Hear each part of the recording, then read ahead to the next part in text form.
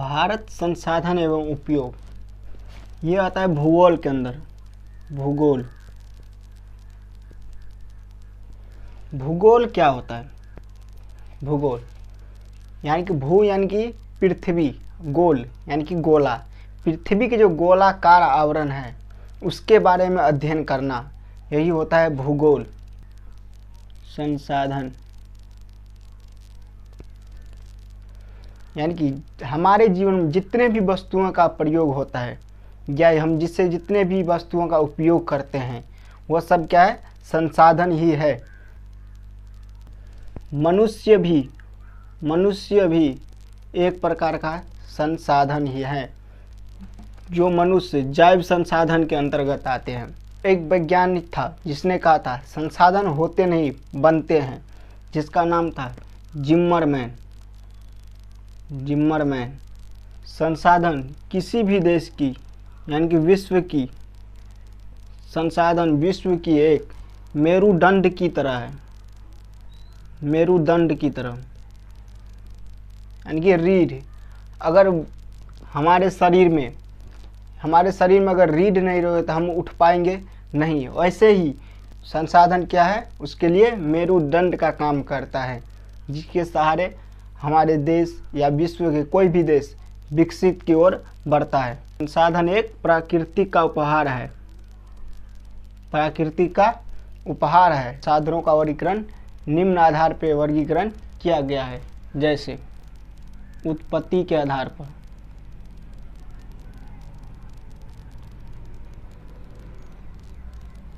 उत्पत्ति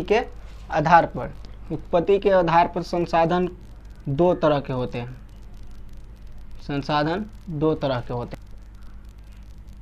अजैव, जैसे जैव संसाधन के अंतर्गत जैव मंडल से लिया हुआ वस्तु जिसमें सजीव के सभी गुण मौजूद होते हैं, यानी कि आपके ही जैसे जो जैव मंडल के जैव संसाधन के अंतर्गत आते हैं वो आपके तरह ही उसमें हर एक लक्षण होते हैं, जैसे मनुष्य, पेड़ पौधा, यानी कि सजीव बोल सकते हैं। सजीव जितने भी वस्तुएं हैं वो जैव संसाधन के अंतर्गत आते हैं।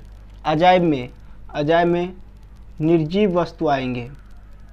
निर्जीव खनिज, लवण, चट्टान इत्यादि आएंगे।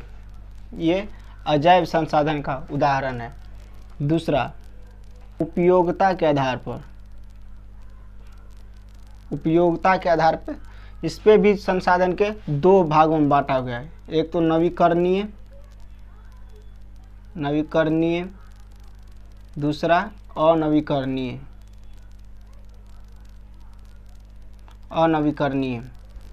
नवीकरणीय यानी कि पुनः प्राप्ति हो, कोई भी संसाधन जो खत्म न होने वाला हो। सौर ऊर्जा, जल, विद्युत, वन, इसे क्या हम फिर से उपयोग में ला सकते हैं। विद्युत, इसे क्या करते हैं? बल्ब बारने में भी ला सकते हैं। वन को कटाई करके, वन को अगर हम उससे ऑक्सीजन लेते हैं, अगर कटाई कर लिए तो जलावन होता है। टेबल, कुर्सी इत्यादि फर्नीचरों सामान में उपयोग किया जाता है। वही होता है नवीकरणीय, जो खत्म न हो, उसे किसी न किसी रूप में पुनः प्राप्त किया जा सके, वो होता है नवीकरणीय। अनवीकरणीय संसाधन में जब एक बार हम किसी वस्तु का उपयोग किए फिर दोबारा नहीं कर सकते हैं, वैसा संसाधन को अनवीकरणीय संसाधन कहा जाता है। जैसे जीवाश्म ईंधन।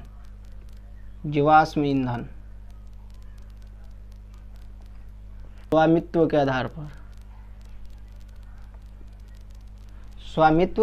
आधार पर इस आधार पर संसाधन को 4 भागों में बांटा गया है। 4 भागों में।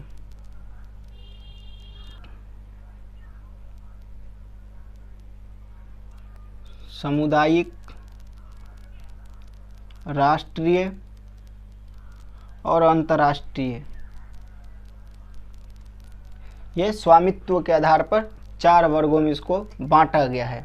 संसाधन में इसमें कोई भी संसाधन किसी खास व्यक्ति के अधिकार में होता है, जिसके कारण उसे सरकार को लगान भी देना पड़ता है।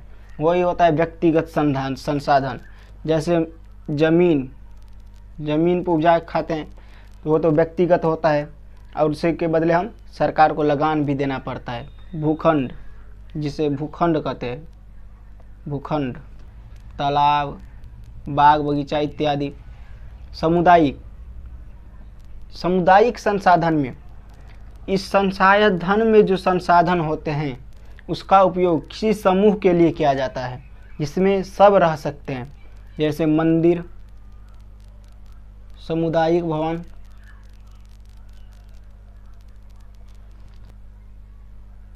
शमशान, यानी कि सामुदायिक हैं।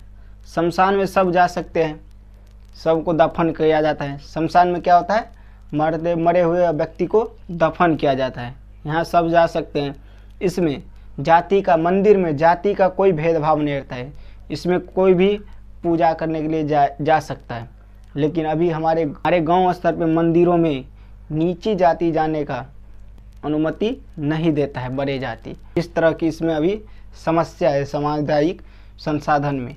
राष्ट्रीय संसाधन, यानी कि राष्ट्र के अंदर जितने भी समान संसाधन है वो सब क्या है, आमतौर पे कानूनी तौर पे राष्ट्रीय संसाधन ही है। यानी कि राष्ट्र के अंदर समुद्र, खनिज इत्यादि जो राष्ट्र के अंदर है या राज्य सीमा के अंदर, वो सब क्या हुआ, राष्ट्रीय संसाधन। अंतर्राष्ट्रीय संसाधन का नियंत्रण अंतर्राष्ट्रीय संस्था करती है। अंतर्राष्ट्रीय संस्था विकास के स्तर पर संसाधन, इसका भी 4 भाग है,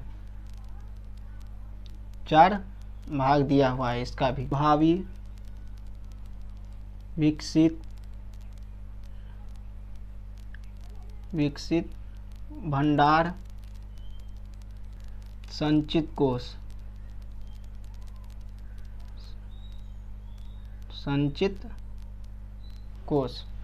का भी 4 दिया हुआ है। संभावी, विकसित, भंडार और संचित कोष। किसी भी संसाधन का उपयोग में लाने की संभावना हो, वही होता है संभाव्य। जैसे हिमालय की खनिज क्षेत्र, इसे उपयोग में लाए जाने की संभावना जताई जा रही है, जो संभावी संसाधन के अंतर्गत आते हैं। इस तरह के संसाधन में गुणवत्ता और मात्रा का निर्धारण हो चुका रहता है। इस तरह के संसाधन में गुणवत्ता और मात्रा निर्धारण हो चुका रहता है। बाकी उसके बाद जो उसमें विकसित हो, उसकी गुणवत्ता संभावना पर निर्भर करता है, जो विकसित होगा कि नहीं। भंडार संसाधन, इस तरह के संसाधन में पर्यावरण में बहुत सारे संसाधन भंडार यानी संचित करके रखा रहता है, जिसका उपयोग भविष्य में आने वाली मानव उपयोग कर सकते हैं। जैसे वायु, जल, भूमि इत्यादि। संचित कोष, ये भंडार कोष के ही लगभग बराबर है।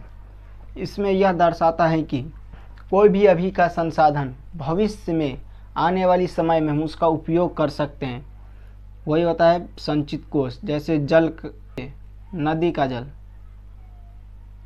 जल, ये जताई जा रही है कि आने वाली भविष्य में नदियों का जल का उपयोग किया जाएगा। यह है संसाधन नियोजन। इसका विवेकपूर्ण उपयोग, संसाधन का विवेकपूर्ण उपयोग, यानी जितनी आवश्यकता हमें हो उतना ही उपयोग करना संसाधन नियोजन होता है। संसाधन नियोजन एवं संरक्षण दोनों बराबर ही होते हैं। संसाधन नियोजन एवं संरक्षण के लिए विश्व के जितने भी देश है, उसका महत्वपूर्ण काम है कि वो अपने संसाधन का नियोजन एवं संरक्षण करके रखे। संसाधन नियोजन में होता है किसी राज्य में, जैसे राजस्थान एक बालू है, बिहार कली चूना है, यानी किसी राज्य में बालू है तो कली चूना नहीं, कली चूना है तो बालू नहीं। ऐसे परिस्थिति में संसाधन नियोजन यानी संसाधन संरक्षण के लिए 5 जून को पर्यावरण दिवस बनाया जाता है। पर्यावरण दिवस मनाया जाता है। पर्यावरण संरक्षण के लिए